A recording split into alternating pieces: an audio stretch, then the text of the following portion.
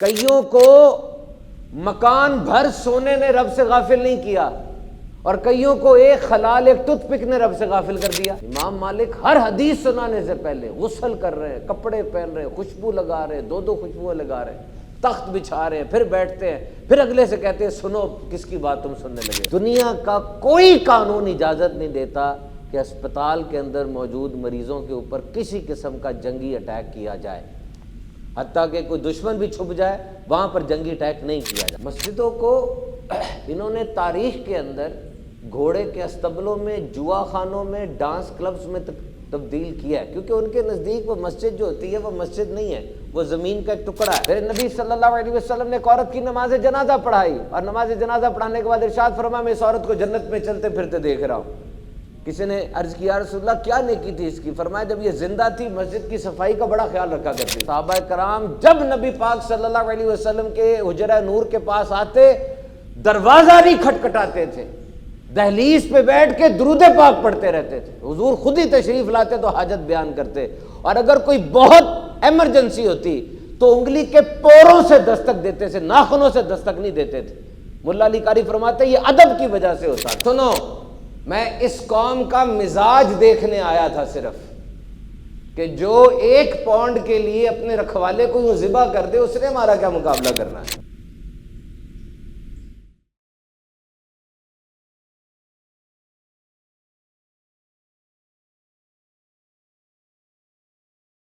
دنیا ہے کیا؟ واٹ از دا ورڈ دنیا؟ سب کچھ تو دنیا ہے، رہنا بھی تو دنیا میں ہے، پھر کس دنیا کی مذمت آئی ہے؟ دنیا کی مذمت ہے نا، دنیا میں دل نہ لگاؤ، دنیا نہیں مگر کھیل تماشا، بہت کچھ ارشاد فرمایا گیا، دنیا کے قریب نہ جاؤ۔ تو رہنا تو دنیا میں ہی ہے، کپڑے بھی دنیا کے پہنے میں آپ نے، قبر بھی دنیا میں بننی ہے، تو کس دنیا سے دل ہٹانے کو کہا جا رہا ہے؟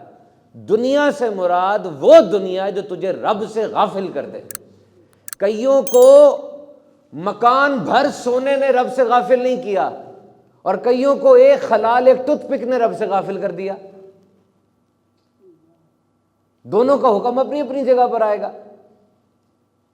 ایک بزرگ نے اپنی بیوی سے کہا کہ کنگھی لے کر آؤ، بیوی کنگھی کے ساتھ آئینہ بھی لے آئی، بزرگ رک گئے، پھر آئینہ دیکھا اور کنگھی کی۔ زوجہ نے عرض کی حضور کیا وجہ بنی، اب رکے کیوں؟ کیا دیکھو میری نیت صرف کنگھی کرنے کی تھی، آئینے کی نیت نہیں تھی، جب تم آئینہ لے کر آئی پھر میں نے آئینہ دیکھ کر کنگھی کرنے کی نیت پہلے بنائی، کیا ہوگی، پھر میں نے کنگھی کی ہے آئینے کو دیکھ کر۔ بڑوں کی نا بڑی باتیں ہوتی ہیں، ویسے نہیں بڑے بنے ہوتے وہ۔ آپ کی بھی تو کمپنی کے بڑے ہیں نا، بڑی باتیں نا، ان کی ڈگری بڑی ہے، سوچنے کا انداز بڑا ہے، مسکراہٹ بڑی ہے، اور ان کا سلام کرنے کا انداز بڑا ہے، تبھی تو بڑے بنے ہیں۔ بڑوں کی بڑی باتیں، جو اسلام میں بھی بڑا بنا اس کی بڑی باتیں، اس کا انداز اور ہے، اینگل اور ہے، اس نے رب کو اور طریقے سے پرسیو کیا ہے، اس نے قرآن اور طریقے سے پڑھا ہے، اس نے نبی پاک صلی اللہ علیہ وسلم کی شان اور طریقے سے بیان کی ہے۔ ایک اللہ کے نیک بندے تھے، جب وہ کوئی حدیث سناتے جس حدیث میں کوئی خوشخبری ہوتی یا کوئی ایسی بات ہوتی تو اتنا مسکراتے، اتنا زیادہ خوش ہو جاتے جیسے نبی پاک سے سن کے وہ حدیث سنا رہے ہیں، اور جب کوئی وعید والی حدیث ہوتی، جہنم والی، پھوٹ پھوٹ کے رو رہے ہوتے تھے اور حدیث سنا رہے ہوتے تھے۔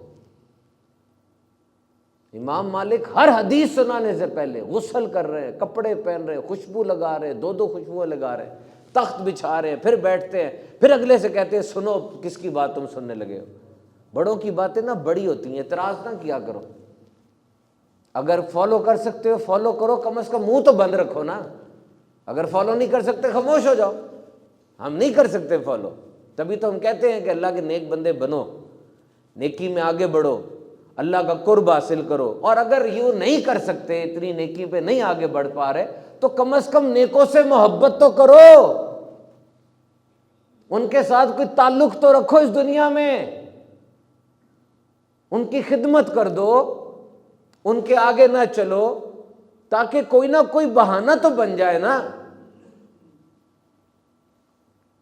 دنیا کبھی بھی نیکوں سے خالی نہیں ہو سکتی۔ داتا صاحب کشف المحجوب میں فرماتے ہیں اللہ دنیا کو تباہ کر دے گا، اسے کوئی پرواہ نہیں ہے دنیا کی، مکھی کے سر اور مچھر کے پر کے برابر اس کو دنیا کی پرواہ ہے۔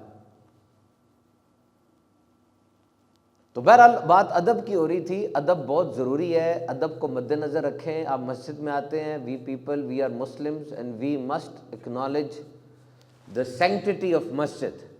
If we will not honor masjid, then who will honor masjid? What is happening in the whole world? You must see that. کیا ہو رہا ہے دنیا میں مسلمانوں کے ساتھ, اور مساجد کا کیا حال کرتے ہیں وہ.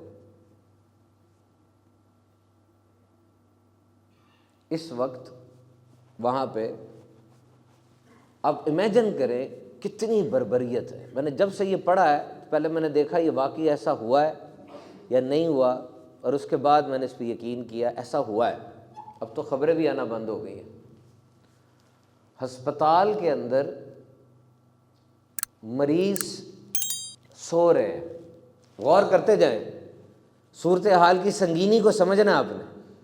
عام بندہ نہیں سو رہا, مریض سو رہے ہیں ہسپتال کے اندر, اور بلڈوزر آئے ہیں ہسپتال کے اوپر, ان مریضوں کے اوپر سے چڑھا دیے گئے.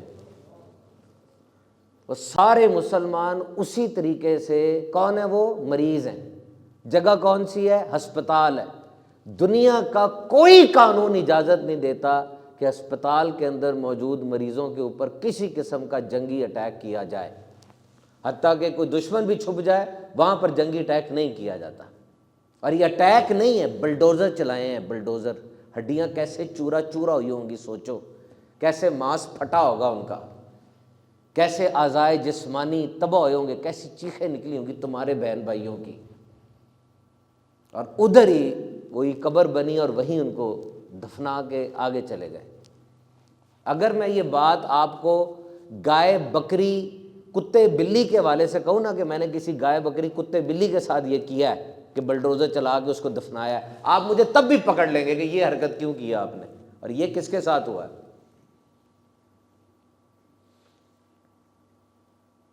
روح فرسا کرائمز سمجھ میں آ رہے ہیں جو مسلمانوں کے خلاف کیے جا رہے ہیں. روح فرسا, انسان امیجن نہیں کر سکتا. مسجدوں کو انہوں نے تاریخ کے اندر گھوڑے کے استبلوں میں, جوا خانوں میں, ڈانس کلبز میں تبدیل کیا ہے, کیونکہ ان کے نزدیک وہ مسجد جو ہوتی ہے وہ مسجد نہیں ہے, وہ زمین کا ایک ٹکڑا ہے. ایسا ہی ہے نا, مسجد تو نہیں ہے, زمین کا ٹکڑا ہے, اس کو وہ جو مرضی تبدیل کر دے. تو مسجد کی ایک سینکٹیٹی, ایک ادب ہے. آپ جب مسجد میں آئیں آپ کی حالت تبدیل ہونی چاہیے, کچھ آپ میں چینجنگ آئے. آپ شادی پہ جاتے ہیں, وہاں پر آپ کا رویہ شادی والا ہوتا ہے. آپ آفس میں جاتے ہیں, آپ کا تعلق کسی چھوٹے شہر سے ہے, آپ کو بہت زیادہ کارپوریٹ ایٹیکیٹس نہیں آتے, لیکن جب آپ اپنے آفس میں آتے ہیں آپ کا سوٹ بھی بدلا ہوتا ہے, انداز بھی بدلا ہوتا ہے, کچھ انگریزی بھی آپ بول رہے ہوتے ہیں, کسٹمر کیئر بھی آپ کو آتی ہے. آپ پڑھنے جاتے ہیں وہاں پر بھی آپ کا رویہ شاگردوں والا ہوتا ہے, پڑھانے جاتے ہیں استادوں والا ہوتا ہے. مسجد میں آئیں, آپ کا رویہ مسجد والا ہونا چاہیے, تبدیل ہو جائیں.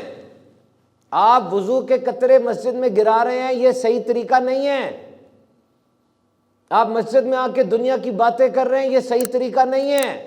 مسجد میں کھانا کھانا ہے, مسجد میں کسی طریقے سے کھانے کے ٹکڑے نہ گریں. مسجد میں کھانا کھانا سونا ناجائز ہے, لیکن اگر آپ نیت کر لیں اعتکاف کی تو پھر یہ جائز ہو جاتا ہے. میرے نبی صلی اللہ علیہ وسلم نے ایک عورت کی نماز جنازہ پڑھائی, اور نماز جنازہ پڑھانے کے بعد ارشاد فرمایا میں اس عورت کو جنت میں چلتے پھرتے دیکھ رہا ہوں. کسی نے عرض کیا یا رسول اللہ کیا نیکی تھی اس کی؟ فرمایا جب یہ زندہ تھی مسجد کی صفائی کا بڑا خیال رکھا کرتی تھی. ادب بہت امپورٹنٹ ہے. مسجد میں کوئی چھوٹا سا گرا ہوا کپڑا دیکھے, کوئی ٹکڑا دیکھے, کوئی چاول کا ٹکڑا دیکھے, اٹھا لیں اس کو, اپنا گھر سمجھے, ایک بلونگنگ ہے. اس جگہ کو, یہ جس جگہ ہم بیٹھے ہیں, یہ مومن ہونے کا اور نہ ہونے کا ایک معیار بھی قرار دیا گیا کہ تمہیں اپنے ایمان کی پہچان دیکھنی ہے نا, کہ تمہارے دل میں ایمان کا وہ الاؤ کتنا ہے, کتنی تپش اور کتنی حرارت ہے. دین کم ان مسجد, مسجد میں آؤ, اور مسجد میں آنے کے بعد اگر تمہیں کیفیت دیکھو کیسی ہے, تنگی محسوس ہو رہی ہے, نہیں مزہ آ رہا, بھاگنے کو دل کر رہا ہے, تو یہ ایسی کیفیت ہے جیسے پنجرے میں پرندہ بند ہوتا ہے, اور یہ منافقت کی نشانی ہے. اور اگر تم مسجد میں آؤ تم ایسے ہو جاتے ہو, تمہیں خوشی ہوتی ہے, تم انجوائے کرتے ہو, تمہیں لگتا ہے تم کسی اپنی جگہ آ گئے ہو, جیسے پانی میں مچھلی ہوتی ہے, تو یہ ایمان کی نشانی ہے. مسجد میں دل کو لگاؤ, درس و تدریس کا سلسلہ کرو، نمازیں پڑھو، نوافل پڑھو، بزرگوں کا تذکرہ سنو۔ حضرت ابو ہریرہ رضی اللہ تعالیٰ عنہ اپنی کمان کو جب ہاتھ لگانے لگتے وضو کر لیا کرتے تھے۔ کسی نے پوچھا حضور یہ آپ کی کمان تو ہندوستان سے بن کر آئی ہے، وہاں کے مستری کو بھی ہم جانتے ہیں، کوئی اتنا نیک آدمی نہیں تھا، آپ وضو کر لیتے ہر دفعہ؟ تو ارشاد فرمایا اس کمان کی شکل اس کمان سے ملتی ہے جو میں نے نبی پاک کے ہاتھ میں دیکھی تھی، صرف شکلوں کی مماثلت کی وجہ سے میں وضو کر لیتا ہوں۔ کتنی بڑی شان ہے، دیکھو کتنا ایک مقام ہے ادب کا۔ یہ ادب کی بات ہوتی ہے، صرف ادب کی بات ہوتی ہے۔ صحابہ کرام جب نبی پاک صلی اللہ علیہ وسلم کے حجرہ نور کے پاس آتے، دروازہ نہیں کھٹکھٹاتے تھے، دہلیز پہ بیٹھ کے درود پاک پڑھتے رہتے تھے۔ حضور خود ہی تشریف لاتے تو حاجت بیان کرتے، اور اگر کوئی بہت ایمرجنسی ہوتی تو انگلی کے پوروں سے دستک دیتے تھے، ناخنوں سے دستک نہیں دیتے تھے۔ مولا علی قاری فرماتے یہ ادب کی وجہ سے ہوتا تھا، ویسے تو نہیں باتیں بن جاتی نا۔ صحابہ کرام علیہم رضوان یہ نبی پاک صلی اللہ علیہ وسلم کے معجزات میں سے ایک معجزہ ہے۔ یاد رکھیے گا یہ جو گروپ ہے پورا، یہ نبی پاک کے معجزات میں سے معجزہ ہے، اور یہ وہ ہستیاں ہیں۔ دیکھیں ایک استاد کے لیے کہنا بڑا آسان ہے کہ یہ میری کلاس ہے، میری کلاس کے سارے لوگ بڑے کمپیٹنٹ ہیں، بہت زبردست انرجیٹک ہیں، بڑے زبردست میں نے تیار کر دی ہیں، جاؤ یہ سارے کے سارے تمہارے استاد ہیں، سیکھ لو۔ میرے آقا علیہ الصلوۃ والسلام نے 63 سال کی عمر مبارک کے اندر یہ 1,24,000 صحابہ کی ایسی تربیت کی کہ فرمایا یہ سارے تمہارے لیے آسمان کے ستاروں کی مانند ہے، جس کی پیروی کرو کامیاب ہو جاؤ گے۔ ایسا معجزہ ہے۔ یہ وہ صاحب ایمان لوگ ہیں جنہوں نے ایمان کی حالت میں حضور سے شرف ملاقات حاصل کیا، اور پھر ایمان کی حالت میں ان کا وصال ہوا۔ اس میں نومولود صحابہ بھی ہیں اور نابینا صحابہ بھی شامل ہیں۔ حضور کی زیارت کی یہ والا لفظ جو ہے اس میں پھر نابینا صحابہ omit ہو جاتے ہیں۔ تو شان تو بڑی بلند ہے۔ نبی پاک صلی اللہ علیہ وسلم نے آپ نے صحابہ کرام کی جو تربیت فرمائی، قرآن مجید کے اندر صحابہ کی شان اور ان کی گریٹنس کے اوپر آیات ہیں جو کہ چمک رہی ہیں۔ تو یہ گروہ صحابہ نبی پاک کے عظیم معجزات میں سے ایک معجزہ ہے۔ Now we all are striving towards a goal. We all need inspiration and motivation. We all think that we must proceed towards a single goal. ہم سب نے یہ دیکھنا ہوتا ہے کہ ہماری زندگی کا مقصد کیا ہے، ہماری انسپریشن کیا ہے، ہماری موٹیویشن کیا ہے۔ میں آپ سے گزارش کرتا ہوں کہ آپ صحابہ کرام کی زندگی کو پڑھ کے دیکھیں، آپ کو اندازہ ہوگا کہ صحابہ کرام کی زندگی میں ہمارے لیے کیسی کیسی موٹیویشن ہے۔ ہر صحابی کی زندگی اپنے ٹریک پر ہے۔ اب نوٹ کریں، حضرت ابوبکر صدیق، حضرت عمر فاروق، حضرت عثمان غنی، حضرت علی المرتضیٰ، اپنے اپنے ٹریک پر ان کی زندگیاں ہیں، اور ہر ایک کی زندگی میں ہمارے لیے سیکھنے کے لیے بہت کچھ ہے۔ صحابہ کرام کو جن دو مقاصد کے لیے رب تعالیٰ نے چنا، یہ دو مقاصد آپ چیک کریں، what were these two purpose۔ سب سے پہلی بات تو یہ کہ ان کو چنا کسی اور نے نہیں ہے بلکہ نبی پاک صلی اللہ علیہ وسلم نے چنا، اللہ تعالیٰ کی خاص عطا سے چنے گئے۔ نمبر ایک، نبی پاک صلی اللہ علیہ وسلم کی ہم نشینی اور ان کی صحبت اٹھانے کے لیے، حضور سے تربیت حاصل کرنے کے لیے یہ ان کو چنا گیا۔ نمبر ٹو، اسلام کا ایک عالمگیر پیغام وہ نبی پاک صلی اللہ علیہ وسلم کو عطا فرمایا گیا، اب وہ پیغام پوری دنیا میں پھیلانا تھا۔ اس پیغام کو حضور نے جس گروپ تک پہنچایا اور بہترین انداز سے پہنچایا، وہ گروپ صحابہ کرام کا گروپ ہے۔ آج میں آپ سے پوچھتا ہوں، مجھے بتائیے حضرت موسیٰ علیہ السلام کا وظیفہ کیا تھا؟ آپ کے والد کا نام بتا دیں مجھے، آپ کا طریقہ عبادت کیا تھا؟ آپ بڑے پروفیسر بھی ہو جائیں پنجاب یونیورسٹی میں اسلامیہ ڈپارٹمنٹ کے، شاید آپ نہ بتا سکیں کیونکہ کتابیں خاموش ہے، تاریخ خاموش ہے، لیکن ایک چھوٹے سے بچے کو کھڑا کر کے پوچھے تمہارے نبی کا طریقہ عبادت کیا تھا، پوری نماز پڑھ کے سنا دے گا۔ کیا یہ کریڈٹ صحابہ کرام کو نہیں جاتا؟ صحابہ کرام نے حضور کی اداؤں کو دیکھا، قیام و قعود کو، رکوع و سجود کو، غزوات کو، ہر جگہ نبی پاک کی ایک ایک ادا کو ٹک ٹکی باندھ کر دیکھا، اور دیکھنے کے بعد اپنے تک نہیں رکھا بلکہ ایک ایک تک پہنچا دیا، پوری دنیا کے اندر پہنچایا۔ آج آپ پاک پتن چلے جائیں، وہاں آپ کو صحابی کا مزار ملے گا، چائنا چلے جائیں وہاں آپ کو صحابی کا مزار ملے گا۔ یہ وہی صحابی ہیں جب مدینہ شریف کے بارڈر پہ پہنچے نبی پاک نے فرمایا اب ہماری تمہاری ملاقات جنت میں ہوگی۔ 1,24,000 صحابہ ہیں، کیا سب کی قبریں مکہ شریف اور مدینہ شریف میں ہیں؟ Without any vehicle, without any aircraft, only on camels, by foot and on horses, they travelled across the world, پوری دنیا میں گئے، غزوات کے ذریعے، اپنے طریقہ تبلیغ کے ذریعے انہوں نے دنیا تک نبی پاک صلی اللہ علیہ وسلم کا پیغام ایمانت اور دیانت سے پہنچایا۔ ایک صحابی کہتے ہیں کمرے کے اندر ہم 4 5 6 صحابہ تھے، ایک ہی آیت کو بار بار وہ صحابی دہراتے کہ تم نے حضور سے یہ آیت اس طرح سنی ہے، تم نے حضور سے یہ بات اس طرح سنی ہے، بار بار دہراتے، دہرانے کے بعد بھی کانپنے لگ جاتے کہ کہیں یہ بات حضور کے لب و لہجے سے جو ہم نے سنی اس میں کوئی غلطی تو نہیں ہو رہی، کیونکہ حضور نے فرمایا جس نے مجھ پر جھوٹ باندھا اس نے اپنا گھر جہنم میں بنایا۔ تو صحابہ کی شان بہت اونچی ہے۔ فرمایا میری امت میں کھانے میں نمک کی طرح ہے کہ کھانے میں نمک نہ ہو تو کھانا درست نہیں ہوتا، اسی طریقے سے میرے صحابہ کی شان ہے۔ اور یہ بھی ہے کہ نبی پاک صلی اللہ علیہ وسلم سے عقیدت و محبت مکمل نہیں ہوتی جب تک صحابہ سے محبت نہ ہو۔ ترمذی کی حدیث ہے، جس نے ان لوگوں سے محبت کی اس نے مجھ سے محبت کی، جس نے ان لوگوں سے بغض رکھا اس نے مجھ سے بغض رکھا، اور جس نے ان کو ایذا دی اس نے مجھے ایذا دی، جس نے مجھے ایذا دی اس نے اللہ کو ایذا دی، اور جس نے اللہ کو ایذا دی اللہ اس کو اپنے قہر و غضب میں گرفتار کرے گا۔ آپ کے ہیروز ہیں، کبھی بھی اپنے ہیروز کو نیچے نہ ہونے دینا، یاد رکھنا ایسی محفلیں، ایسی جگہ جہاں پر جا کر صحابہ کرام کی تکریم کم ہوتی ہو، اٹھ جانا وہاں سے، کلپ کوئی آ جائے فارورڈ نہ کرنا، ڈیلیٹ کر دینا، جگہ وہ جہاں جائیں صحابہ کرام کی عزت اور مرتبہ بڑھے۔ اپنے ہیروز کو کبھی نیچے نہ ہونے دینا، یاد رکھو باقاعدہ سازش چلتی ہے اور بڑا کام خراب ہوتا ہے۔